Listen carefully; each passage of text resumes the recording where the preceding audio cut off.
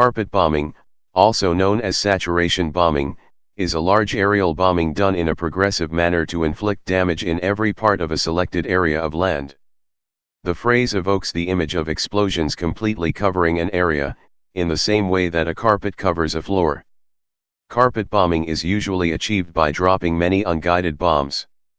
The term obliteration bombing is sometimes used to describe especially intensified bombing with the intention of destroying a city or a large part of the city. The term area bombing refers to indiscriminate bombing of an area, and also encompasses cases of carpet bombing, including obliteration bombing. It was used in that sense especially during World War II. Carpet bombing of cities, towns, villages, or other areas containing a concentration of civilians is considered a war crime as of the 1977 Protocol I of the Geneva Conventions. Early history.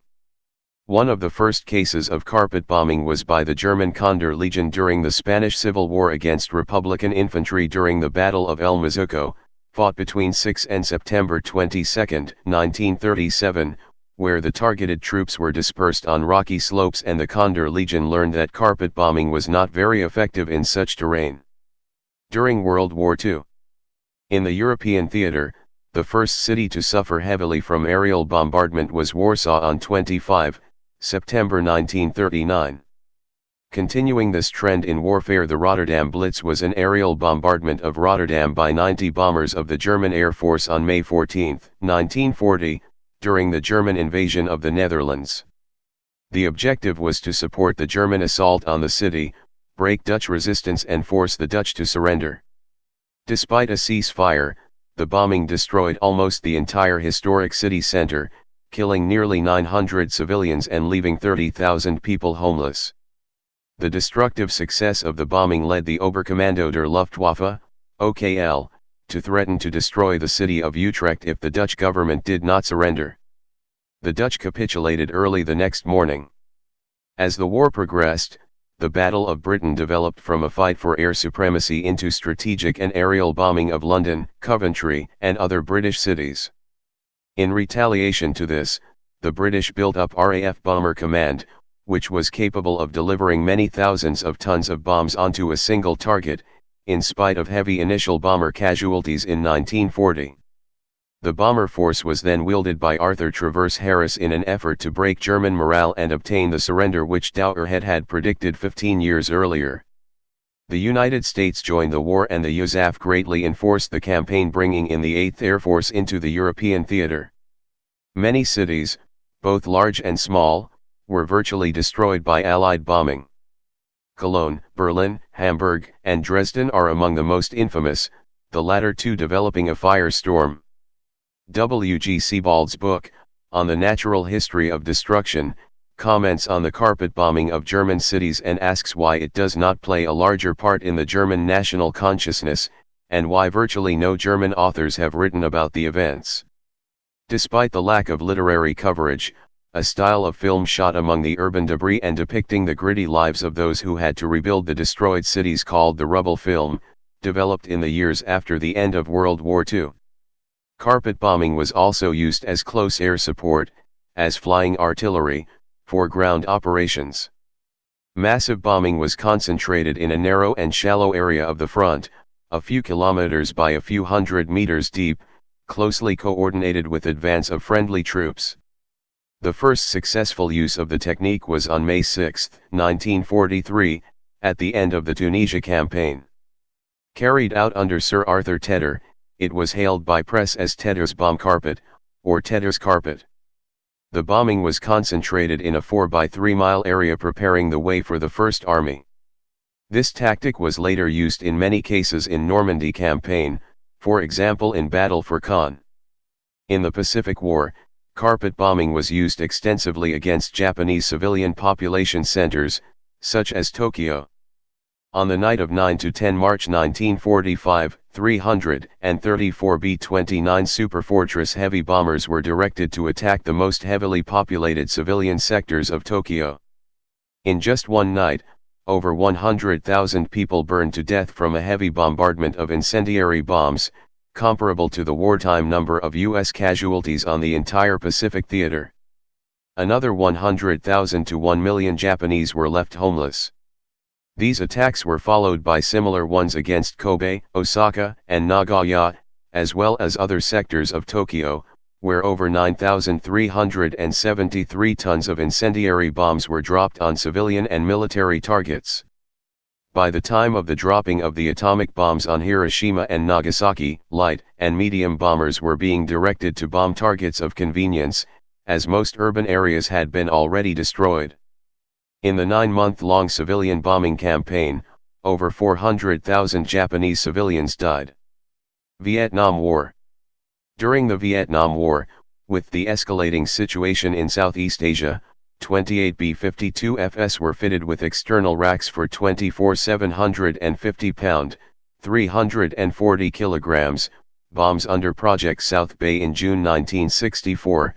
An additional 46 aircraft received similar modifications under Project Sun Bath. In March 1965, the United States commenced Operation Rolling Thunder. The first combat mission, Operation Arclight, was flown by B-52Fs on June 18, 1965, when 30 bombers of the 9th and 441st Bombardment Squadrons struck a communist stronghold near the Bien Cat district in South Vietnam. The first wave of bombers arrived too early at a designated rendezvous point, and while maneuvering to maintain station, two B-52s collided, which resulted in the loss of both bombers and 8 crewmen. The remaining bombers, minus one more that turned back for mechanical problems, continued toward the target.